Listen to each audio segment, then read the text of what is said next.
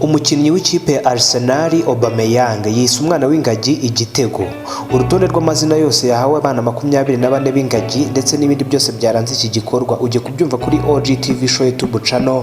Mbahaye ikaze muri kumwe na Blaze. Umunyagabo Pierre-Emerick Aubameyang ukinira ikipe ya Arsenal FC mu Bwongereza yise umwana w'ingagi igitego, izina yasanishije n'igikorwa cyo kugera ku ntsinzi. Aubameyang usanzwe ari kapiteni wa Arsenal FC ifitanye ubufitanye n'u Rwanda mu kwamamaza ubukerarugendo bwarwo, ari mu bakinnyi batatu bayo batumwe mu muhango wo kwita izina abana b'ingagi. Uyu muhango wari usanzwe ubera mu Kinigi mu karere ka Musanze. Kuri iyi nshuro wabaye hifashishijwe ikoranabuhanga ry'amashusho mu kwirinda ikwirakwira ry'icyorezo cya COVID-19. Abana 24 b'ingagi bahawe amazina kuri uyu wa kane tariki ya 24 Nzeri 2020, bavutse nyuma ya tariki 6 Nzeri 2019 ubwo haheruka kuba umuhango nk'uyu ku nshuro ya 15, cyangwa abavutse mbere yaho gato ntibahabwe amazina kuko bari bataramara umwaka.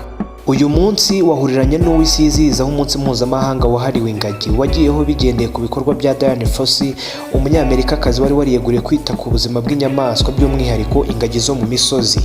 Kuwa 24 Nzeri 1967 nibwo yashinze Karisoke Research Center yari igamije gukora ubushakashatsi ku ngagi zo mu birunga i Musanze mu majyaruguru y'u Rwanda.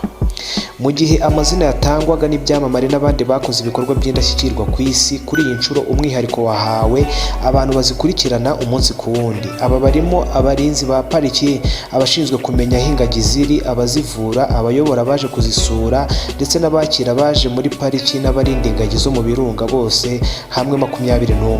Abashyitsi batatu b'imena batumiwe ni abakinnyi ba Arsenal FC imaze imyaka 2 mu bufatanye n'urwego rw'igihugu rw'iterambere rugamije kwamamaza ibyiza bitatse u Rwanda no gukangurira abantu kurusura. Bari bayobowe na Pierre-Emerick Aubameyang wise umwana we igitego.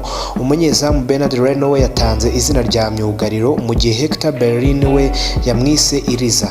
Amazina yose yatanzwe afitanye isano n'imbaraga u Rwanda rwashyize mu kubungabunga urusobe rw'ibinyabuzima by'umwihariko ingagi zo mu birunga zisigaye ahantu hake ku isi, ndetse hanarimo ubutumwa bwo kubahiriza ingamba zo guhashya COVID-19 nk'amabwiriza kugira ngo ibikorwa by'ubukerarugendo byongere bisubire ku murongo. Dore urutonde rw'amazina yiswe abana b'ingagi 24.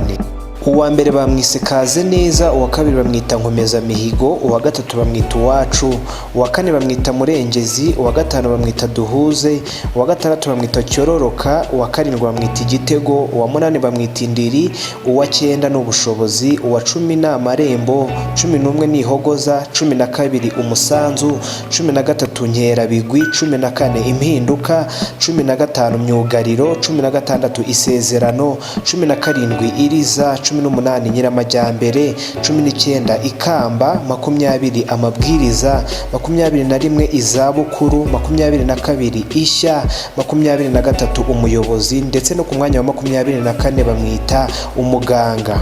Umuhango wo kwita izina abana b'ingagi ni umwihariko w'u Rwanda, ukaba waratangiye mu 2005 mu rwego rwo kwerekana agaciro ingagi zifitiye igihugu ndetse no gushimira abaturage baturiye pariki y'ibirunga, abita ku bayigana ndetse n'abaganga bita ku ngagi. Kuva mu myaka 15 ishize abana b'ingagi barenga 300 nibo bamaze kwitwa amazina muri uyu muhango ngarukamwaka.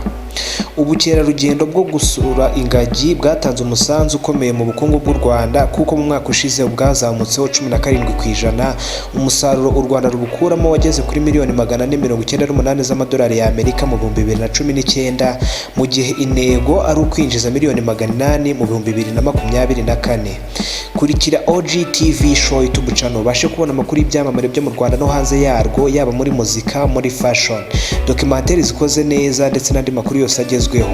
Mwari kumwe na Blaze, ini IGITEGO. Mukore subscribe mubashe kubona amakuru yose tubagezaho kandi y'ingenzi kandi ku gihe. Bye bye.